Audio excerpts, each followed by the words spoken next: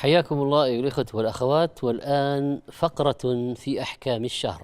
Barchalarimizga Allohning rahmati bo'lsin. Ramazon mavzusidagi suhbatimizni boshlaymiz. Bugun ro'zani niyat qilish haqida gaplashamiz. Ramazon ro'zasini tutishda avvaldan niyat qilgan bo'lishi shart qilinadi. Shuningdek, barcha farz vojib bo'lgan qazo, kaforat kabi ro'zalarda ham avvaldan niyat qilgan bo'lishi kerak. Nabiy sallallohu alayhi va sallam aytganlar: ya'ni kim tongdan oldin ro'zani niyat qilmagan bo'lsa, uning ro'zasi ro'za emas. Niyat qalbda bo'ladi.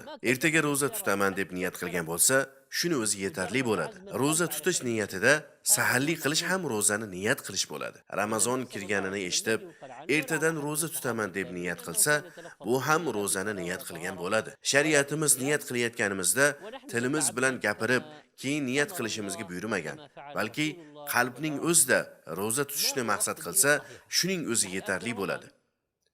Payg'ambarimiz sollallohu alayhi va sallam ham, sahobalar ham ularning birortalari niyatni gapirib qilishmagan. Namozda ham, tahoratda ham, ro'za tutishda ham gapirib niyat qilganlari haqida biror xabar kelmagan. Bizlar Alloh buyurganidek va Rasululloh ko'rsatib berganlaridek ibodat qilishimiz kerak. Niyat qachon qilinadi? Mana biz Ramazonda turibmiz. Tunning har qanday qismida niyat qilish joiz. Bomdod vaqt kirishidan 1 daqiqa oldin niyat qilsa ham bo'laveradi. Albatta fajrdan oldin niyat qilgan bo'lish kerak. Niyat tunda tong kirishidan oldin bo'lish kerak. Har bir kechada alohida niyat qilib, niyatni yangilab turish eng afzali va ehtiyotkorrog'i. Ba'zi ulamolar aytishgan, bitta niyat kifoya qiladi.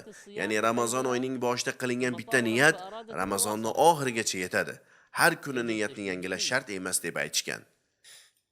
Faqat ro'za tutish niyatini to'xtatgan bo'lsa, masalan kasal bo'lib qolib ertadan ro'za tutmayman desa yoki uzrli holatda bo'lib ro'za tutishni to'xtatsa, ro'za tutishni boshlagan vaqtda niyatni yangilaydi. Ba'zi ulamolar esa har bir kun uchun alohida niyat qilish kerak deb aytishgan. Shuning uchun musulmon kishi har kechada ertaga ro'za tutaman deb niyat qilishga haris bo'lish kerak. Nafr ro'zalarda esa kechasi niyat qilmagan bo'lsa ham ro'za tutsa bo'laveradi. Ya'ni tong otgandan keyin hech narsa yemagan bo'lsa, ro'za tutishni niyat qilsa bo'laveradi. Lekin ro'zaning savobi niyat qilgan vaqtidan boshlanadi. Oysha radhiyallohu anha aytganlar: bir kuni Rasululloh sallallohu alayhi va sallam uyda birorta taom bormi deb so'radilar. Men yo'q deb javob berdim. Shunda u zot: unday bo'lsa men ro'zaman dedilar. Bu hadisni Imom Muslim rivoyat qilganlar. Arafa, Ashura kabi muayyan nafr ro'zalarda tongdan oldin niyat qilsa, savobi to'liq bo'ladi. Kim Ramazonda safar qilmoqchi bo'lsa, o'zining shahridan chiqib ketmaguncha og'iz ochishdan niyat qilmasligi kerak. Chunki biror hodisa bo'lib safarga chiqmay qolishi mumkin. Shuning uchun o'zining shahridan butunlay chiqib ketmaguncha ro'zani niyatini buzmaydi. Safarini boshlab, shahridan chiqib ketganidan keyin og'iz ochsa bo'ladi. Bir inson yarim kechasi ertaga ro'za tutaman deb niyat qilganidan keyin yeb ichsa bo'ladimi? Ha, albatta bo'ladi. Modomiki tong otmagan, bomdod vaqt kirmagan bo'lsa, yeb ichishi joiz. Yeb ichganidan keyin yana qayta niyat qilish kerakmi deyilsa, yo'q, qayta niyat qilish shart emas. Tunning qay bir qismida niyat qilsa bo'ldi. Niyat qilganidan keyin yeb ichishning zarari yo'q. Shuningdek, niyat qilganidan keyin uxlab qolsa va bomdoddan oldin uyg'onsa, niyatni yangilash shart emas. Misol uchun ertaga ro'za tutaman deb niyat qildi va soat 12 larda uxlab qoldi. Bomdoddan oldin soat 4-5 larda uyg'ondi. Uyg'onganidan keyin qayta niyat qilishi shart emas. Kechasi qilingan niyat kifoya qiladi. Agar muqim odam ro'zani niyat qilgan bo'lsa, keyin kunning yarmida safar qilsa, safarga chiqqanidan keyin ro'zasini ochsa bo'ladi. Chunki safarda ro'za tutmaslikka ruxsat berilgan.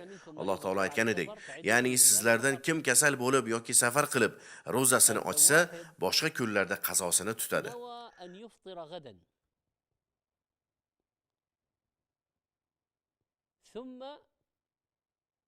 Agar bir kishi safarda bo'lganida ro'za tutmayman deb niyat qilsa, keyin bomdod vaqti kirishidan oldin niyatini o'zgartirib, ro'za tutishni maqsad qilsa, ro'zasi durust bo'ladi.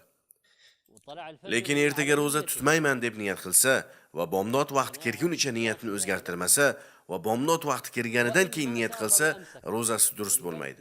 Ya'ni boshqa kuni qazosini tutadi.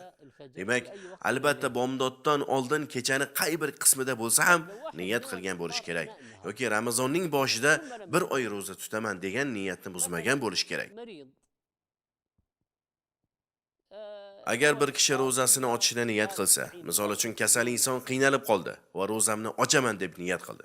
Keyin Allohning madadi bilan rozamni oxirigacha tutaman desa, rozasi ochilmaydi. Agar rozani ochadigan biror ish qilmagan bo'lsa, ya'ni mujarrad rozamni ochaman degan niyat roza buzmaydi. Xuddi namozda gapirishni niyat qilib, gapirmagan inson kabi. Ammo rozamni ochdim deb uzul kesil qasd qilsa, uning rozasi ochiladi. Shuning uchun niyat juda muhim.